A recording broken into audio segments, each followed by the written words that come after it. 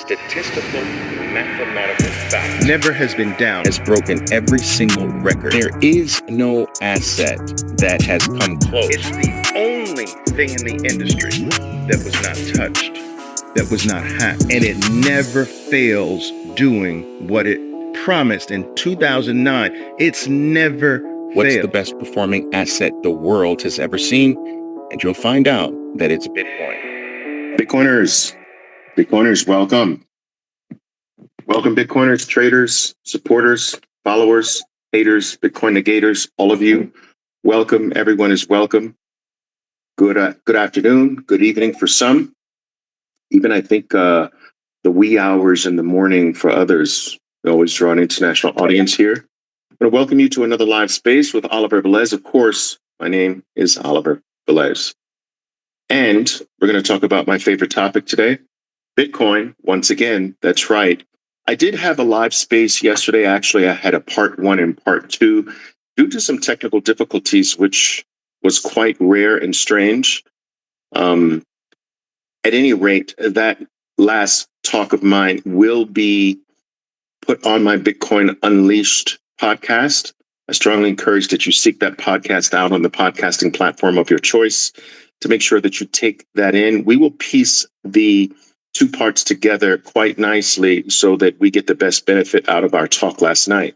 But today, I wanted to actually talk about something that I think is quite timely, a topic that I think will serve a lot of very high conviction Bitcoiners that are relatively new to the game in particular. What I'm about to share with you on how to buy Bitcoin dips like a pro touches on some of the things that I actually delve into with my Bitcoiners that are, for lack of a better phrase, under my wing. We've been doing what I'm about to teach you since all the way back to March of 2020, during Bitcoin's last bull cycle, where we actually were fortunate enough to grab the absolute low of the absolute pandemic low on the exact date of March 13th, 2020, at a price of 3,800. I want to explain to you how that was actually done, but I also want to delve into the specific strategy that we utilize to use an institutional approach to actually accumulating Bitcoin, utilizing the best thing that allows us to statistically accumulate more Bitcoin than most others. I'm going to share that strategy with you, and I'm going to show you how you can take that strategy and conform it to your specific situation, financial situation. But it's going to be very informative. So without any further ado, let's get started. I don't want to keep you too long on this, but I do want to, because I want to make sure that I don't keep the live session too long, but at the same time, I want to make sure every single thing is in fact covered. All right. I'm hoping we don't have the technical difficulties from the day before, but let's get going. All right. So the first thing I want to tell you is that what I'm about to explain to you, this strategy I'm about to share with you, it's basic in nature, but it's extraordinarily powerful. It is specifically designed to increase more rapidly than a regular buy schedule, like a regular DCA. It is specifically designed to accumulate more Satoshis, more Bitcoin over a period of time than one could possibly achieve with a regular DCA or regular dollar cost averaging approach. That's number one. Number two, this strategy is only for highly convicted Bitcoiners. It's not for tourists and it's not for traders. This is not for the individuals who are looking at Bitcoin like another asset to just make more cash. This strategy is designed for Bitcoiners who understand that it is freedom, that it is the rarest asset the world has ever seen, that it's the hardest money, the hardest commodity human beings have ever come in contact with. And it's for the Bitcoiners that have at least reached that place where their they have a relatively low time preference and are looking to reward their future selves, their future selves in these particular dates. Late 2025, your future self in late 2025 will be benefited by this strategy. Your future self in late 2029 and your future self in late 2033. Now, there's specific reasons why those specific years are chosen to actually try to reward your three selves in those particular years. That is a topic beyond the scope of our talk today, but those years are not random. Late 2025, late 2029, and late 3033 are specific years that you're working for yourself in those specific years. All right, so this strategy is for those who have reached a place where they actually want to do that and they're not overly concerned with, taking profits or trying to gain more cash. Those individuals are what I call, or whom I call, tourist and short-term oriented traders. This is not for them. Okay. Now, the highly convicted Bitcoiner buys the color red. That is what gets the highly convicted Bitcoiner the most excited. It is not necessarily the color green. It's not that they don't get excited on the color green, but it's the color red that really gets their adrenaline and gets their excitement level high. So we as convicted Bitcoiners, we buy the red and we basically chill and enjoy the green, but we go to work on the color red. This is a general practice. Okay. Now, the next thing I want to tell you is that my Bitcoiners, they understand things from a market perspective. They understand how markets work. I think that's extraordinarily important to understand, and it helps one's conviction.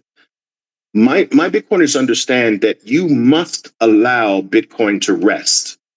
You see, the tourists and the traders, they don't really want Bitcoin to rest, but you have to allow an asset to rest. And an asset rests in two, it accomplishes a resting period in two ways. It can rest by basically going sideways, no momentum to the upside, no momentum to the downside, boring 90+% of the participants to death. Bitcoin is very good at resting going sideways. A lot of sound and fury signifying nothing. Bitcoin is an expert at resting going sideways. Bitcoin is also a semi-expert at resting by going downward. So a downward pullback, or what Bitcoiners call as a dip, a pullback or a dip, is another way an asset rests. So it can rest by moving laterally, or it can rest by moving diagonally to the downside. All right. Both of those movements accomplish the same thing. And the way I teach my Bitcoiners to really look at this is, imagine, taking a quick little jog forward, realizing that there's a puddle of water ahead of you. So instead of attempting to jump over the water first, you step back, you go back a few steps, and then you accelerate forward to leap over the puddle of water and continue your jog forward. That's what a pullback accomplishes. It accomplishes a temporary temporary step back, which also accomplishes a much needed rest after an extended run. And this pullback allows it to spring forward and continue its march forward. But we have to let Bitcoin rest. Pullbacks are healthy. They help prepare an asset to move higher with a higher degree of velocity.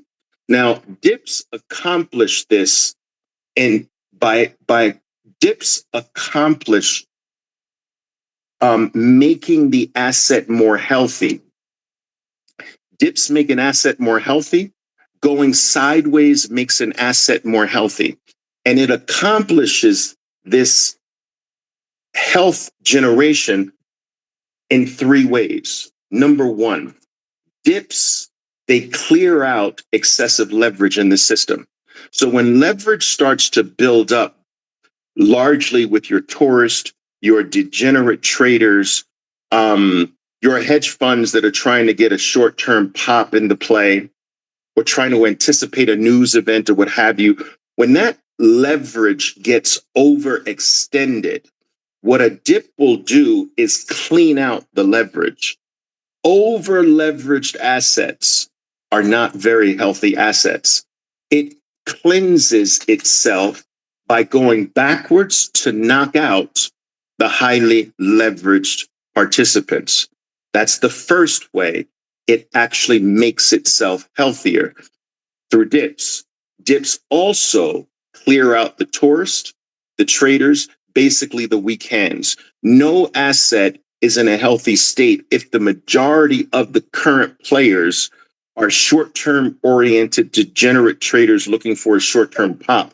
That does not do an asset well. What does an asset well is when an asset is at its healthiest, the majority of its participants, the majority of the people that hold the asset, they hold the asset dear, and they're not subject to short-term movements.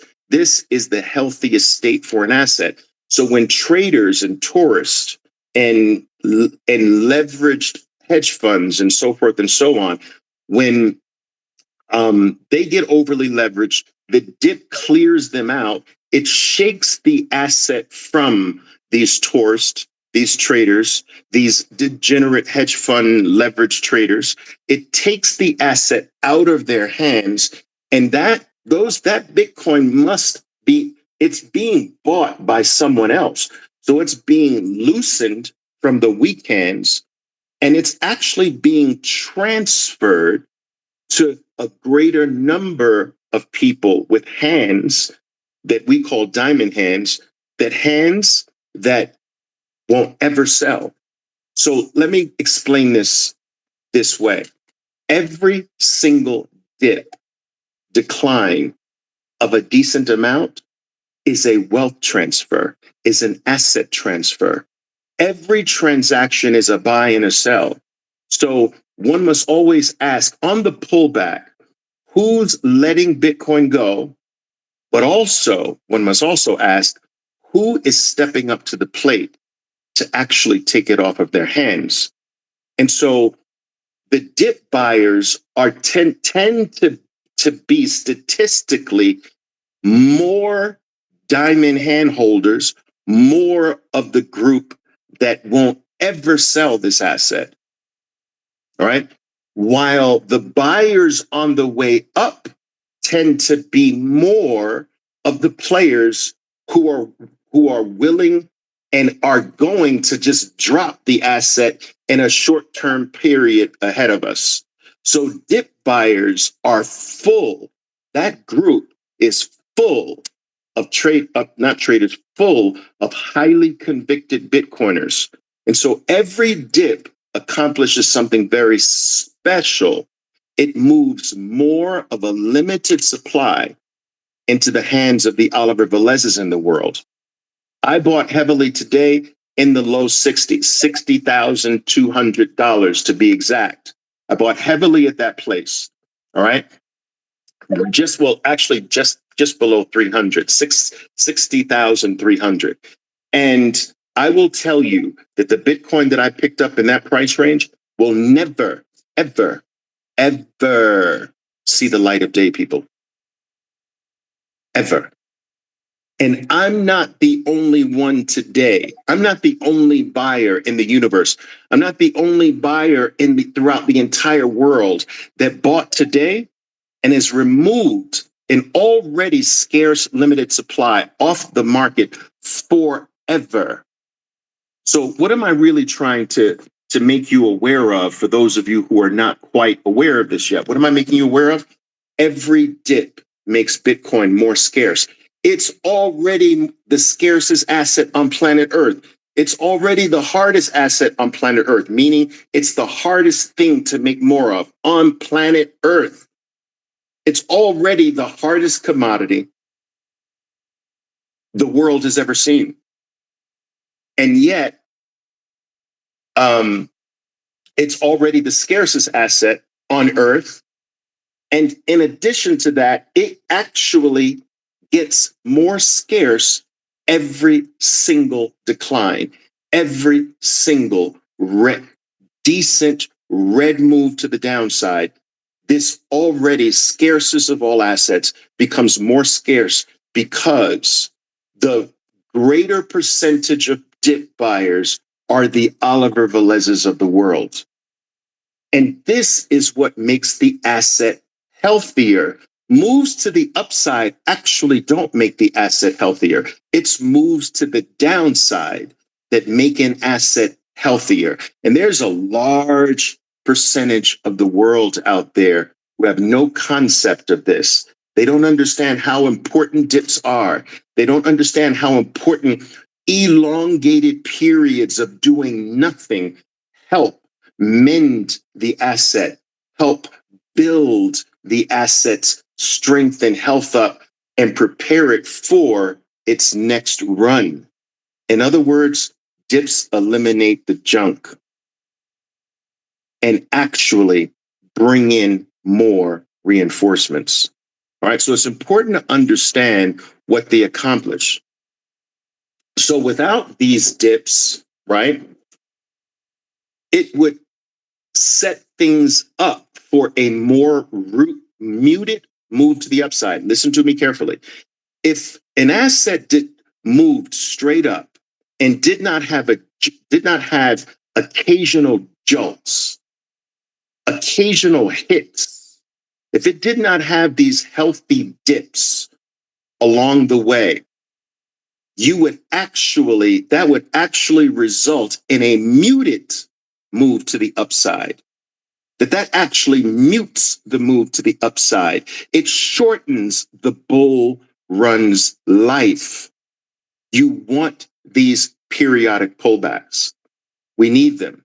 It not only mutes, if you did not have these sharp pullbacks occasionally, it would not only mute the move to the upside and cap the length of your bull run, right?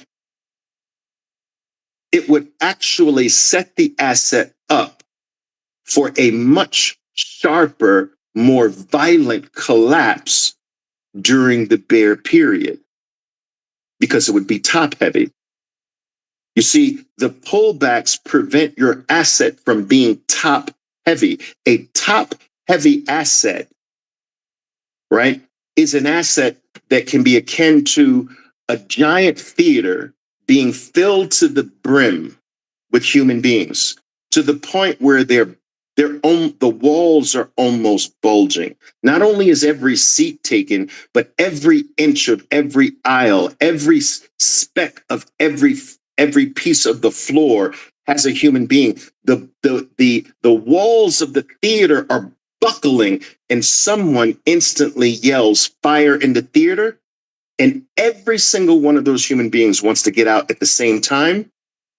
It is not going to happen. That is disastrous. What these pullbacks do is prevent the theater from ever reaching that point. Because if the theater reaches that point, you've got Chernobyl on your hands. We don't want a Chernobyl scenario. We want bear markets, which are also a different type of cleansing out of the system. But we don't want them to be more dramatic, more violent than they need to be. And if we did not have these systematic pullbacks along the way, you get that Chernobyl scenario. All right, Bitcoin's pullbacks are already, bear markets are already deep enough without them going to Chernobyl on us. You understand? All right, so I needed to lay that groundwork for why a highly convicted Bitcoiner who understands markets, you need those two together, not just highly convicted about the asset. You have to understand how markets operate, all right? So that you can separate negativity from what is basically a healthy occurrence. Okay, so now that we got that out of the way, all right, let's talk about the base strategy. This is the base strategy that I teach all of my Bitcoiners. All right. It's very simple, but it's extraordinarily powerful. Now, just before I say that, just before I delve into the strategy, I just want to say this. We saw Bitcoin briefly dip below 60,000. And I am going to go out on a limb here, and I'm going to tell you that this is the very last time human beings will ever see Bitcoin in the 50,000s. Now, I dare anyone to record me. I'm going to say it again.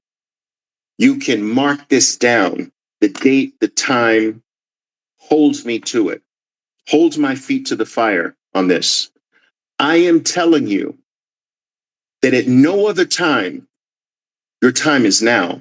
At no other time in the rest of humanity, there will never be any human beings that will ever be able to buy Bitcoin in the 50s.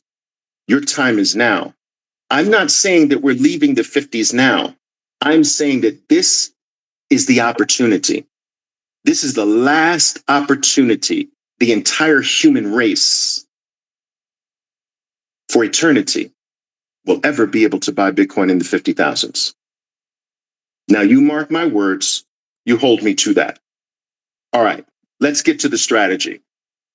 All right, how many people do I have here? All right, cool.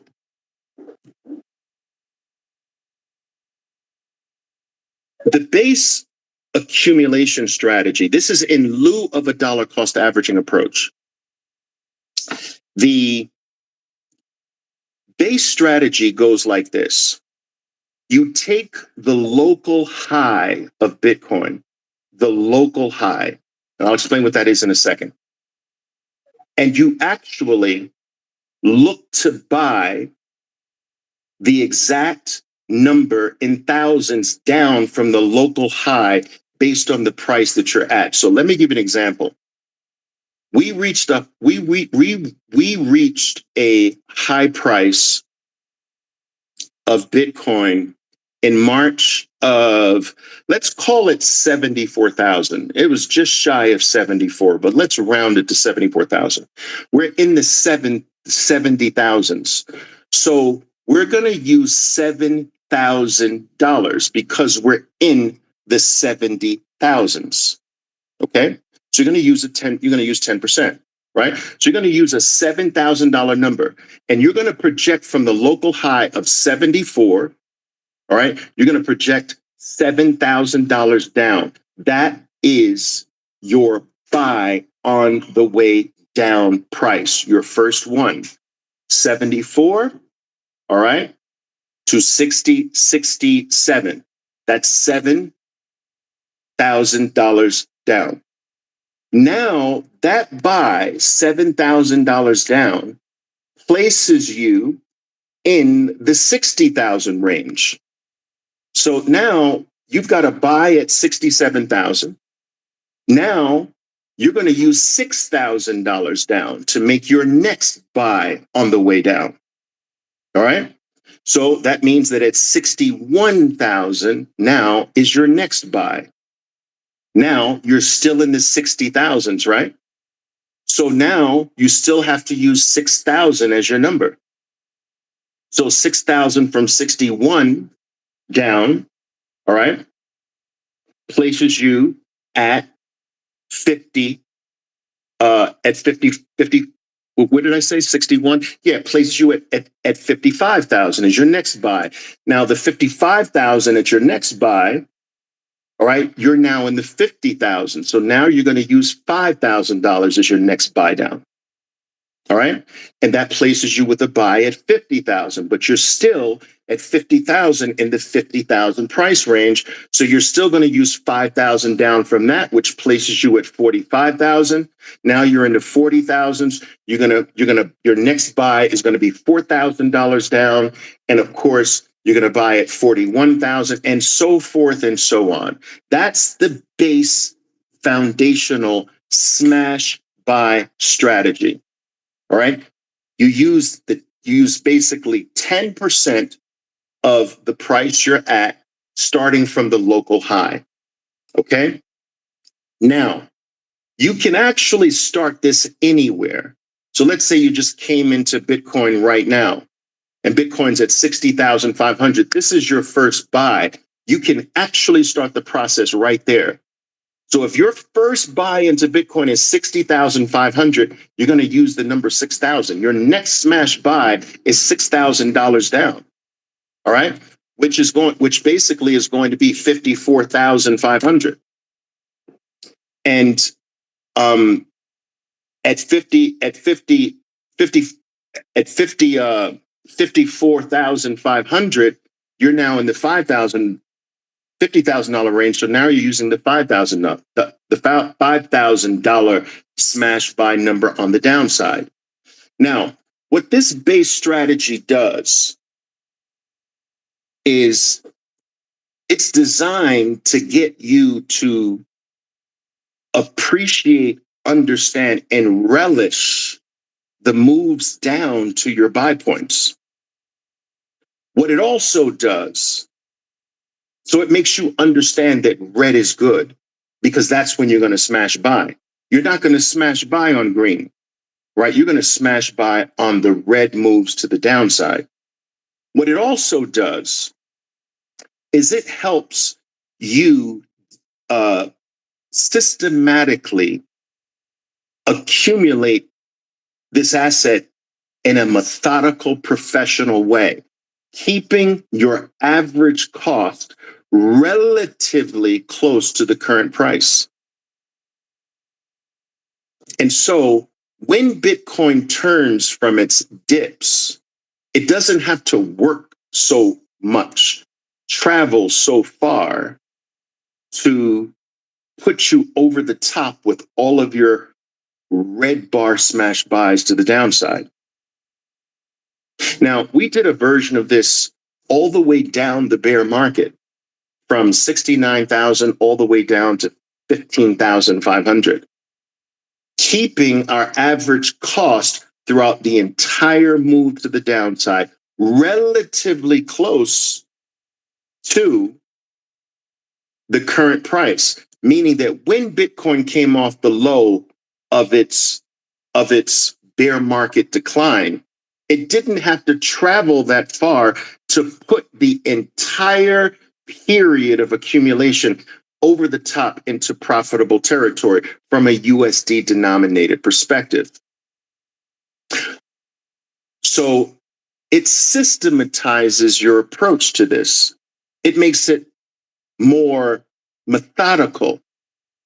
It makes it more plan-based. It's not random. And therefore, it makes you less susceptible to emotions that come from FUD and the stories and the narratives that a lot of people try to attach to Bitcoin's decline. It doesn't really matter. You have your buy points before Bitcoin even gets there. And that places you in a psychologically, emotionally superior state. You become almost immovable because of the plan. All right. And so that's the base model. If you bought at 66, your next buy is going to be 60. And from there, your next buy is going to be 54, and so forth and so on. And the next buy is going to be 49 because you're in the 50s. So you've got it. That's the base smash buy formula. Now, why do I say it's the base one? Because there are some players that want to be more aggressive with it. So instead of using the same amount of dollars to buy at every point, like I'm going to buy $100 at every price to the downside. So every time one of my prices gets hit, I'm throwing an extra $100 into Bitcoin. All right. Instead of keeping the dollar amount the same, what they do is they go up. So they have They have some have gone to the place where they have 4 levels of buys. So the first level down from the local high is the lightest. These 4 levels of buys get heavier and heavier. So let's call each buy level lots, right? So the first level down, they're going to do a one lot buy. All right, a one lot buy. When they get to the second level, right, they're going to do a 2 lot buy. Now, what do I mean by levels? I mean, when you leave a specific price range. So the 70,000s is one price range, right? Any buys in the 70,000, that's a one lot. When you get into the 60,000s, you're now picking up the size of your buys to a two lot buys. And when you get into the 50,000s, those are 3 lot buys. And when you get into the 40,000s, that's a 4 lot buy. Now, during a bull run to the upside, statistically, you never really ever have to go, you've never had to go past 4 levels. Statistically, like 90+% of the time, you never had to go past 4 levels. So that's why we have 4 levels to it. If you want to take this pyramiding approach, where the top of the pyramid represents the first buy, that's the smallest. That's the apex of the pyramid. As you move deeper and deeper down the pyramid, so does the size or the number of your lots. So it could go like this. My first level of buys are $100. My second levels of buys are $300. My third levels of buys are $600, or it could be even something smaller. My first level of buys is $100. My second's $200 in buys. My third is $300 in buys, and so forth and so on. So that's adding a little bit of juice. And what that approach will do when you take it from the base buy, where your dollar amount is standard at every price, you take it to a place where you're now forcing your average even lower, keeping it closer than the base method to the current price. And when Bitcoin turns, it quickly and rapidly takes all of those buys to the downside and throws you into profitable territory relatively quickly from a USD denominated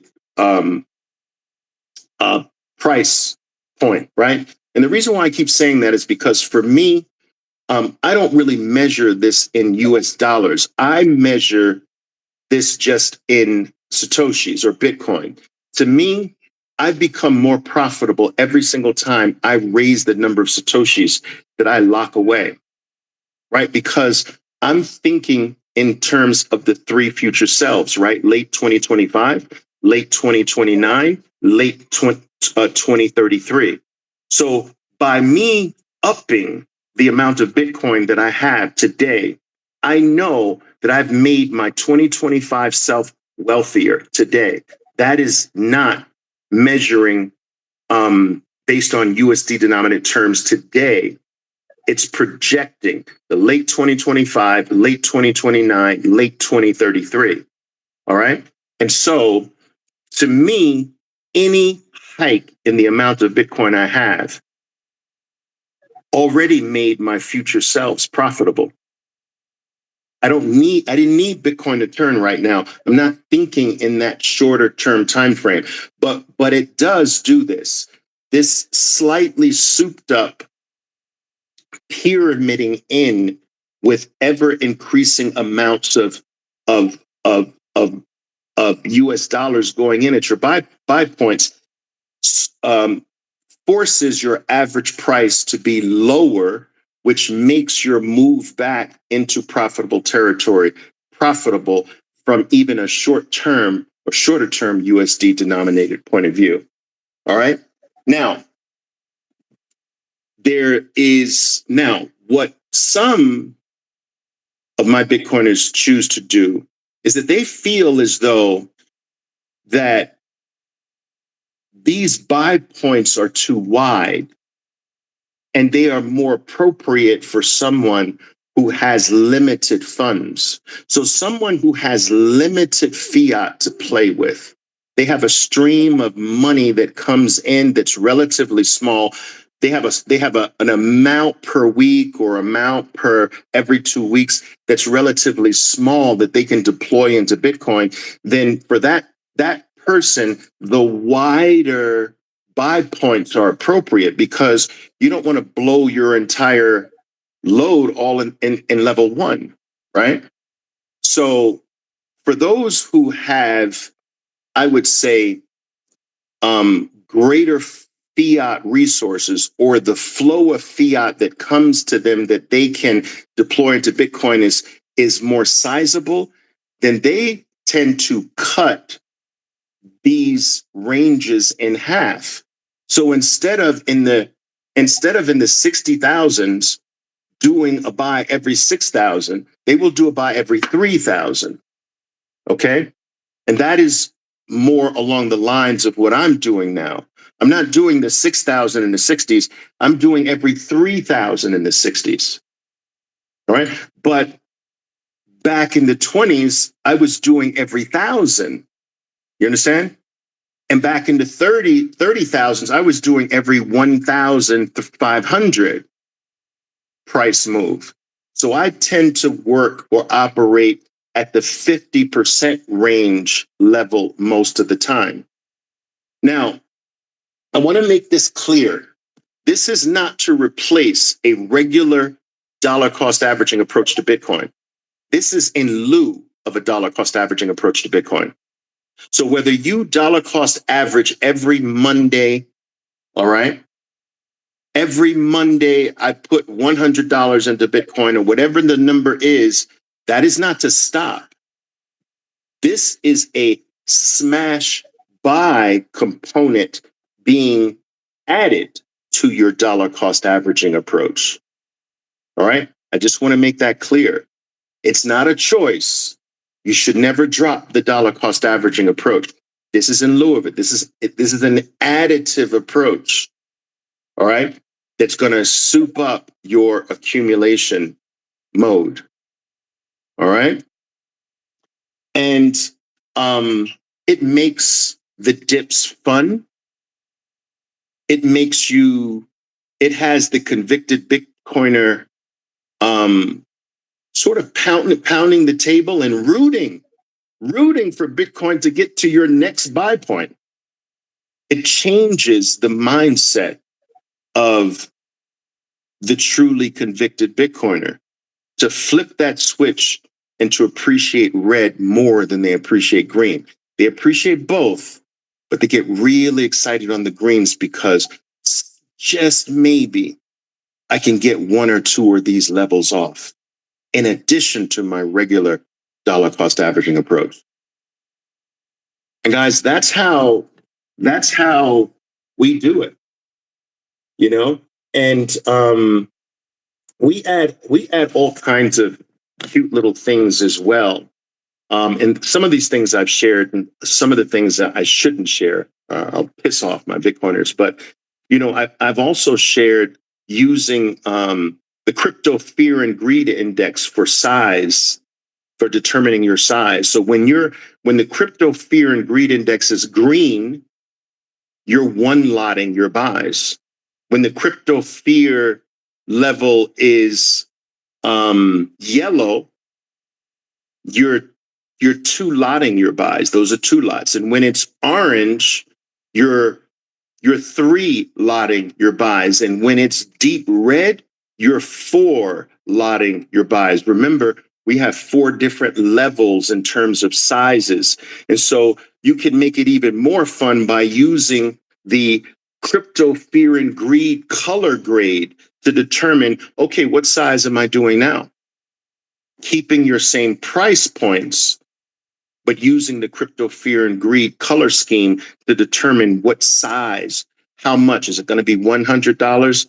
That's green. Is it going to be $200? That's yellow. Is it going to be $300? That's orange. Or is it going to be $400? That's red. Buying the dips can be fun, guys, but it can also be done professionally, methodically, and systematically, and in a way where you don't get emotionally or psychologically moved or shaken. But guys, I have to remind you, I do not pass the mic during my live talk. So um, your request for the mic's going to go for naught. Okay, I just want to let you know. All right. So I just feel that the best way for me to share my limited knowledge and information regarding Bitcoin and some of the things I do is best done more in a monologue or rant like style. So um, please ask your questions in text form. All right. A standard guy saying, I love it. All right. I'm hoping this is going to help some of you. And I'm going to be anxious to see if some of you put it to work. It's fun. It's fun. It's fun for the convicted Bitcoiner, knowing that they are really not doing this haphazardly. There is method to the madness. There is something systematic between my buys. And it also conditions the person to be unmoved by most things. That the focus is just having Bitcoin reach the next buy point and nothing else matters. It places the importance on that. There's no over obsession with why is it dipping as if as if a narrative is going to make the dip any different, right? There's none of that that goes on with the trader with the Bitcoiner who gets in this mode and utilizes this approach. So I appreciate that. All right, Alan Wise says I just bought 500 at 59K. Beautiful. So Alan Wise, who bought at 59K, can either use, all right, the next buy point would be 5,000 down, which is 54K, or if Alan Wise wanted to do the half model, all right, he's going to basically use $2,500 down, all right, and buy at that price would be his next price. So knowing your smash buy points in advance just takes the randomness out of your approach. And like I said, it minimizes, if not completely eradicates, your psychological instability, the emotional ups and downs that go with should I, shouldn't I? Well, you've got all the prices mapped out ahead of you. All right, there's no should I or shouldn't I. It's right there. That's the plan. All right, cool. I freaking love it, man. I freaking love it. All right, Calvin says, good review. Calvin knows this like the back of his hands, but I'm glad you found the review good, Calvin. Awesome. Where do you find the crypto greed index? I can type that here for you very quickly. But, what I will say is Google is your friend, my friend. I just, it's funny, man. I see your comments. It's just weird, man. It's just not. Oh, here it is. It's just on the different approach. So let me put the crypto fear and greed index. Well, first of all right, guys. So I just posted the crypto fear and greed index. If you guys quickly take a look at that, the way we use this, the way some of my Bitcoiners use this is in green. They're in the deep green. They're using their one lot size to accumulate. When we go to the top or the middle portion, they're using a heavier. And when you go to that orange, they're using heavier. And the deep orange or close to red all the way to the left, they're using their largest size. The largest amount of the four different sizes. Believe it or not, this will probably adjust tomorrow. I'd say we go more toward a little past the halfway mark to the left. I don't know if you're looking at that, but there is somewhat of a lag to the index itself. All right.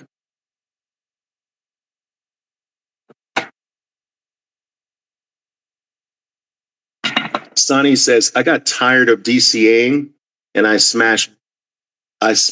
bought 100% of my assets into Bitcoin at mid 30,000s. And as I told you, one less thing to worry about. Now, for some people, that approach works.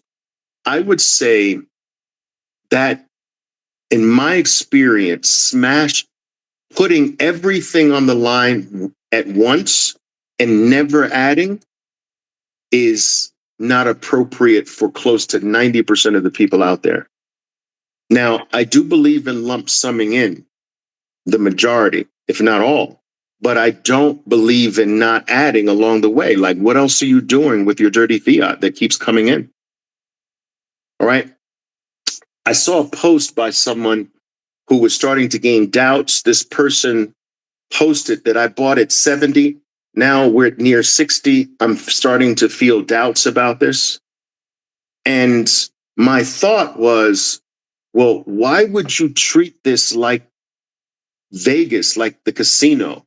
Like, you don't just get one bet, do you? Here? Do another one. Do another buy. What do you do? What else are you doing with the fiat that you have? What are you going to do? Buy some designer shirt for $150 that you won't look at again in the next 3 months? You know? So, like, people don't understand that you're never supposed to stop buying the rarest asset on earth. And people always ask me, Oliver, so, when are you going to stop buying Bitcoin? Like, never. Like, what do you mean? Like,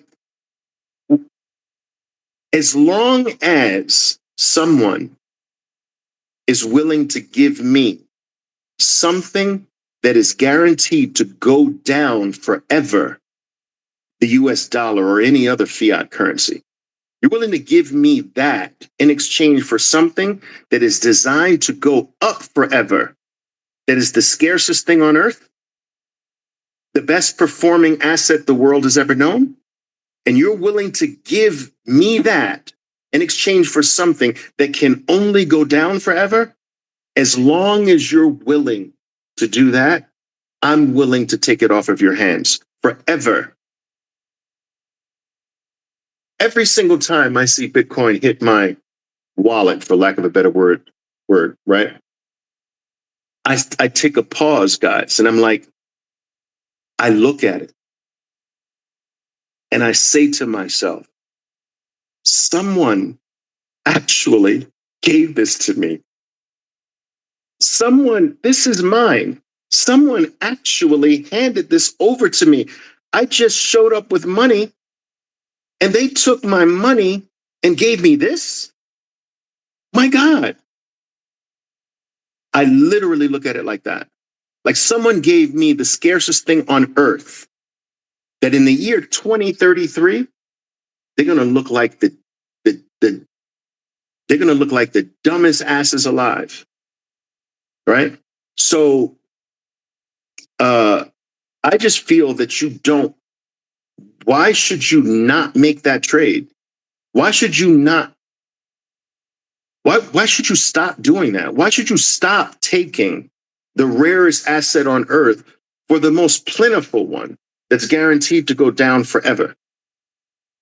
I don't think you should ever stop that. There's no reason to stop. But I do believe there will be a day you won't be able to do that. I believe there will be a day you won't be able to buy Bitcoin for fiat currency. You might be able to buy exposure to its gains. You might be able to hitch a ride, but to actually own the asset itself for dollars? No, because I today won't give up Bitcoin for dollars. You think I'm the only one?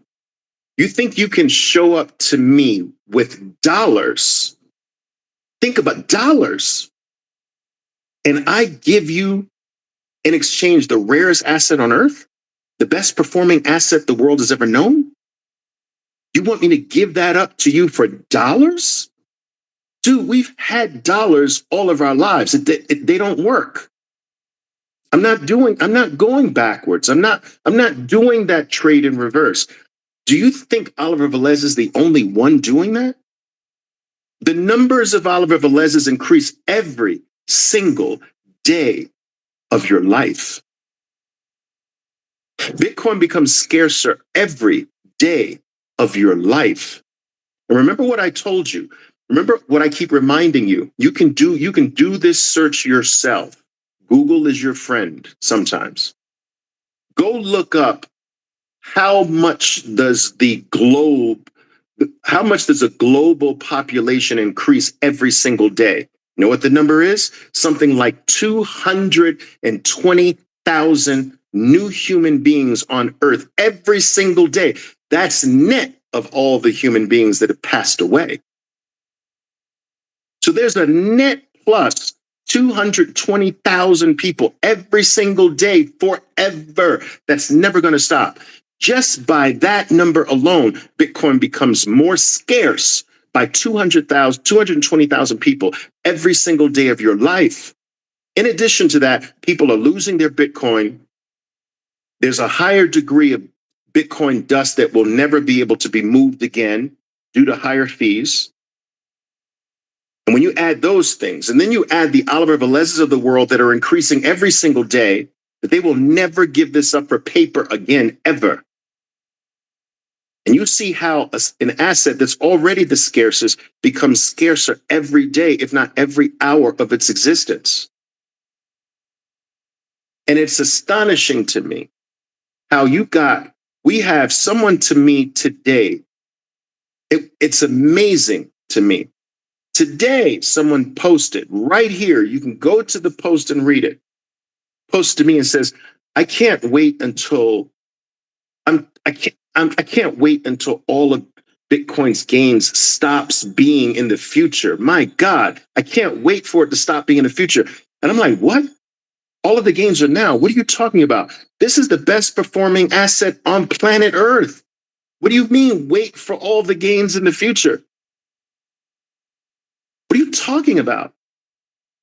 And I know for a fact this guy's been here since the absolute low of Bitcoin because I have been responding to him for the last 2 years. And yet the mentality is, where are all the gains?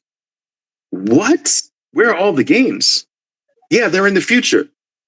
Yes, there are gains in the future, but you've had the best gains of anything that's ever been exposed to the human race. What are you talking about?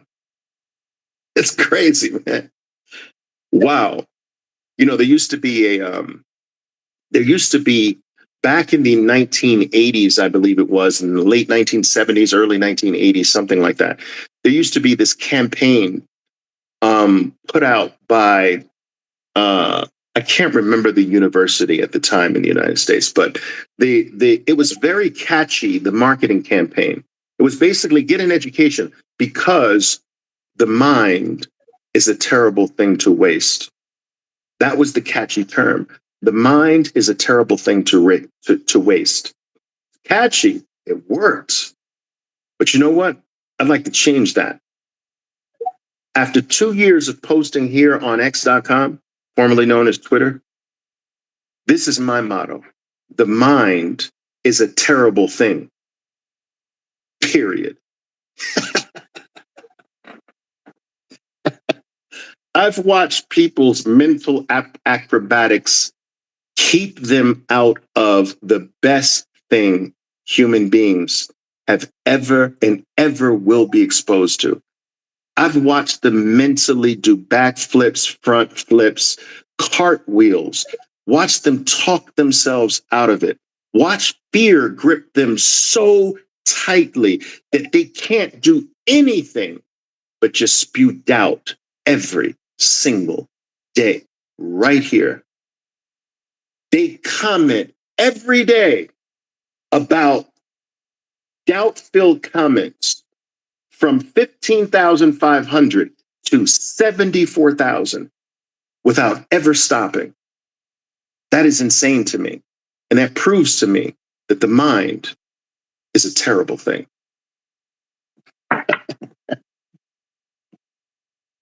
All right, what else do we got here? What else do we have here? Wild.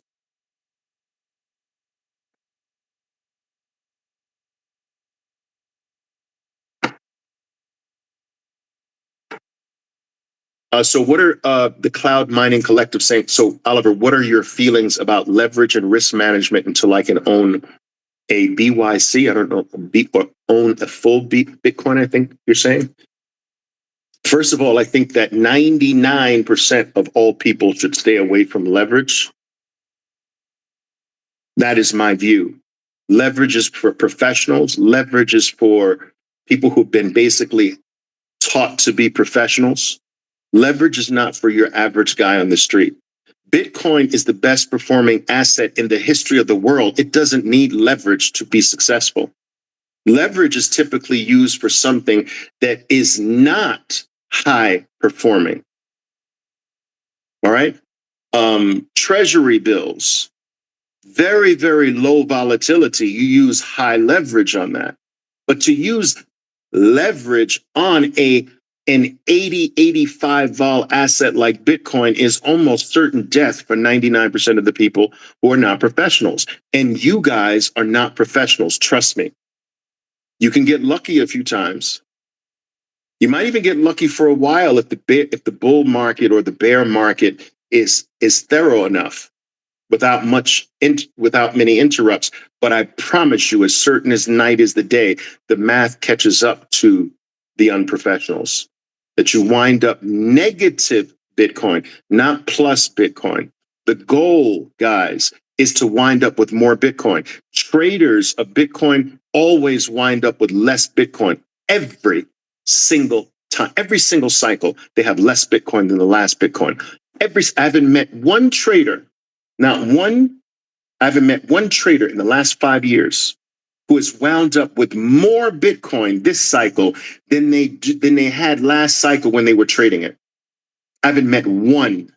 I've met liars, but I haven't met a real one. Traders don't wind up with more Bitcoin because they're not accumulators. Accumulators wind up with more Bitcoin. They're the wealthy. They're the wealthy ones 2-3 cycles out, not the traders. They are not the wealthy ones. I promise you. And anyone who tells you they are, they're liars. The math does not work. I've done the math every which way but loose. It doesn't work. Over time, the math catches up to every single trader. An 85 vol asset with leverage in particular cannot be traded successfully, consistently over a decent period of time. It is mathematically impossible. And any trader who tells you they're profitable, you can bet your bottom dollar they're liars. It is not a mathematical possibility.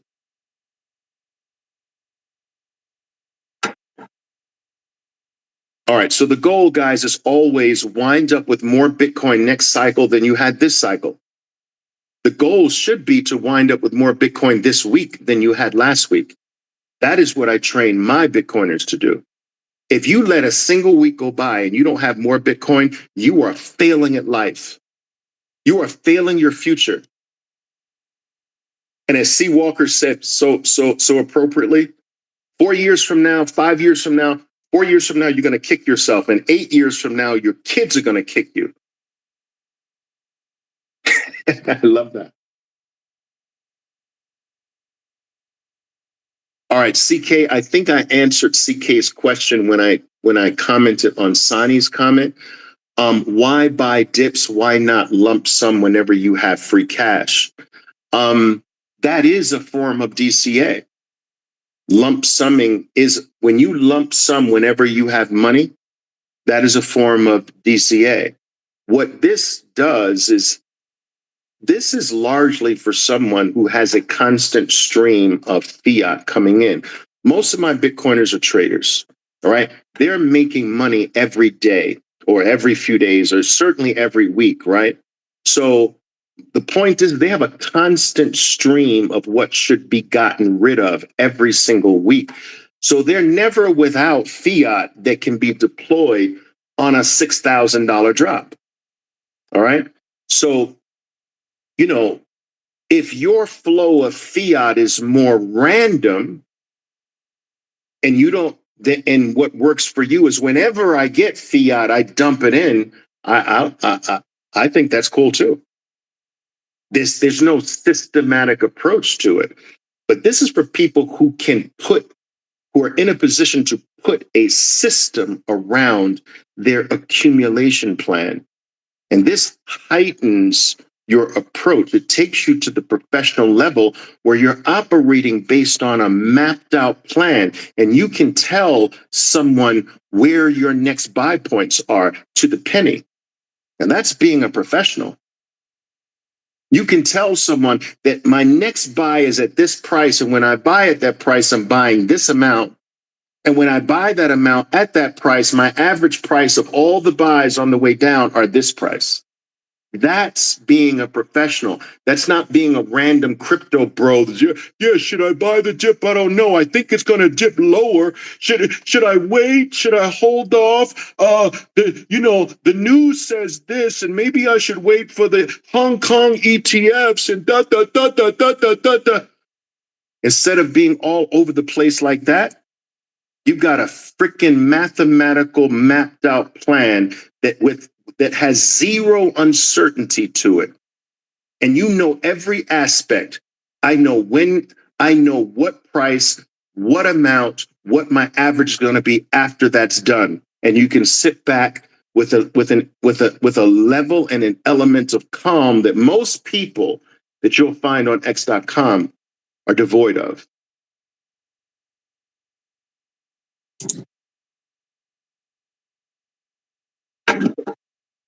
All right. Let's see. Is there anything else? There's some text there.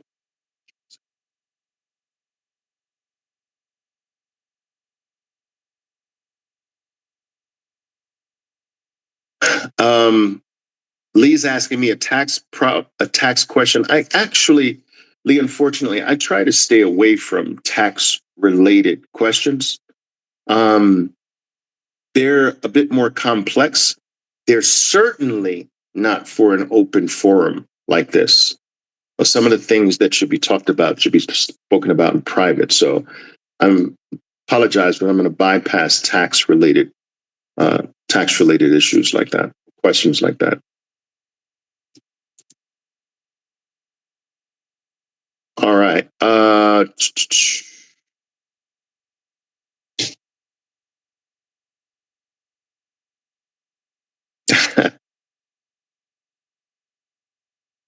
I think that's it, guys. Wait a minute. I see a few here. Wait a minute. I get paid one time. Tommy Shelby Hoddle is saying I get paid one time a month at my main fiat mining job, working on a side gig now. All right, cool. Guys, you know what I found? I found that the size of your buys matters less than the consistency and the regularity of your buys.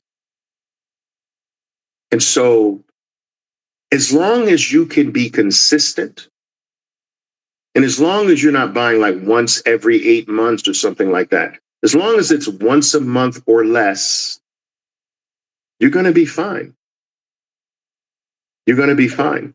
Now, what's really cool about your time period is that if you are a monthly DCAer or a monthly lump sum buyer, whenever I get my pay once a month, I dump whatever I'm going to contribute to Bitcoin, whatever I can contribute to Bitcoin that month, I'm dumping it in.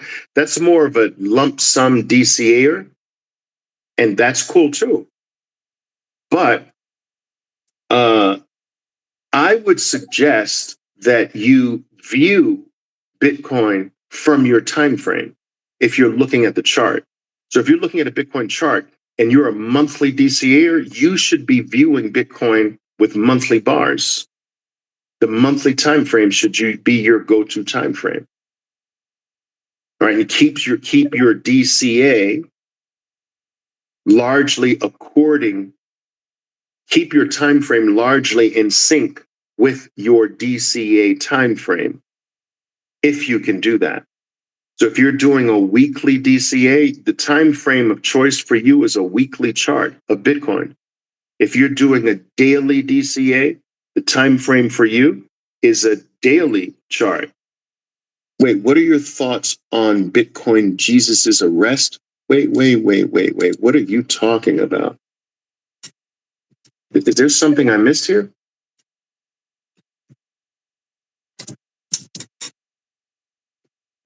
Did I miss something here? Oh, I did miss something. Roger Ver was arrested. Guys, I will tell you this. I will tell you this. I'm going to be a conspiracy theorist here, okay?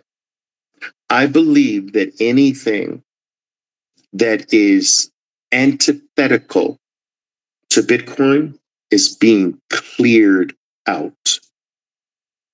I am telling you. I believe it's systematic. I believe it's methodical. I believe it's the grand plan. Anything that is an antithesis to Bitcoin, anything that is a loudmouth, a nemesis to Bitcoin, is being removed from Roger Ver to CZ. Yes, CZ was not a friend to Bitcoin. I'm sorry. CZ, Roger Ver, Craig Fraud Wright, SBF, not a friend to Bitcoin. It's pretty amazing to see. Pretty amazing to see. Wow.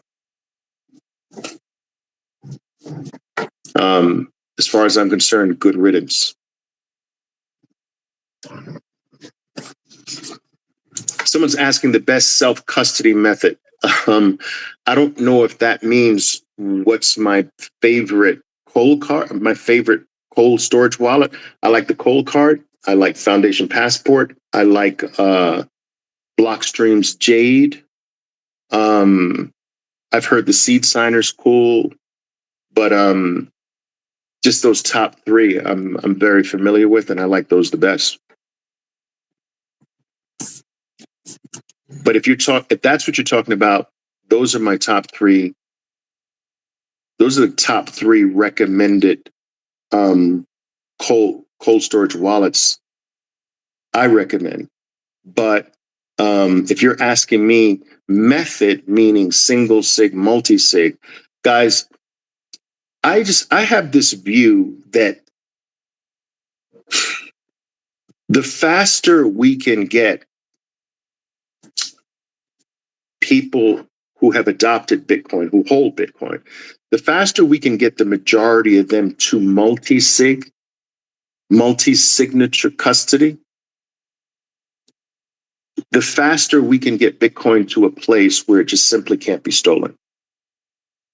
Imagine a world where Bitcoin simply can't be stolen. So the only way you're going to gain access to it is you're going to deliver value. You have to go to a Bitcoiner and give a Bitcoiner something very important, something very valuable. You'll have to do something for a Bitcoiner. If you're a Bitcoiner, people are going to have to serve you. They're going to have to give you their best. They're going to have to do something so special for you to convince you to give up the rarest asset on earth, an asset that is mathematically designed to go up in value every 4 years of your life, to give up all of those future gains for you, your family, for your whole generational bloodline. To give that up, it had better be something extraordinarily special. If we can get to a place where it can't be stolen from someone, the only way you can access it is to deliver value. Bitcoin's going to raise the productivity of the entire planet Earth to levels we've never seen before. That people are going to have to find a way to be valuable or die. None of this riding the coattails of something else or having your hand out for freebies. There is going to be a day where no one's going to sell it to you for pieces of government-backed paper. And there will be a day where it simply can't be stolen. The theft of your Bitcoin is off the table. Now, the only way to get it is to do something special. And so everyone on earth is going to have to raise their talent level, raise their level of productivity. They have to become more special than they are today. And I believe that the only way that I can think of that we get there is self-custody, but in particular, multi-jurisdictional, multi-sig self-custody, where not even you could give it up if someone held a gun to your head. I think that multi-sig self-custody will help move us there, along with time-locked Bitcoin will help move us there.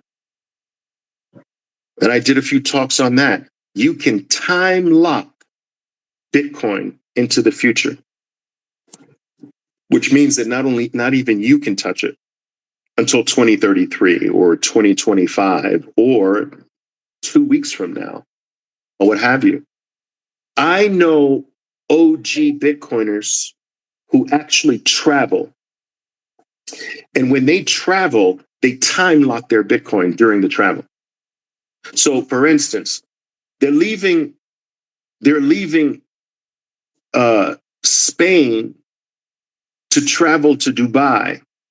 They will time lock their Bitcoin to release when they're scheduled to come back to Spain, so that no one on planet Earth, not even them, can touch their Bitcoin during their travel period.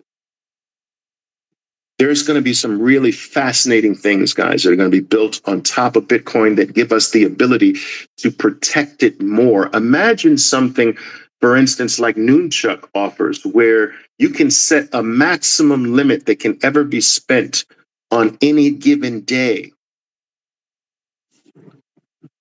Or a temporary time lock based on every single withdrawal request. So 48 hours, up to 48 hours, a request to withdraw, nothing's done in 48 hours. And in that 48-hour period, I can reverse it. I can reverse it because it didn't come from me. I mean, there are going to be so many neat things that you're going to be able to do that gets us to a place where this thing, the rarest asset in the world, is going to be the only asset on earth that can't be stolen or confiscated or taken away from you against your will. And that's a very special day.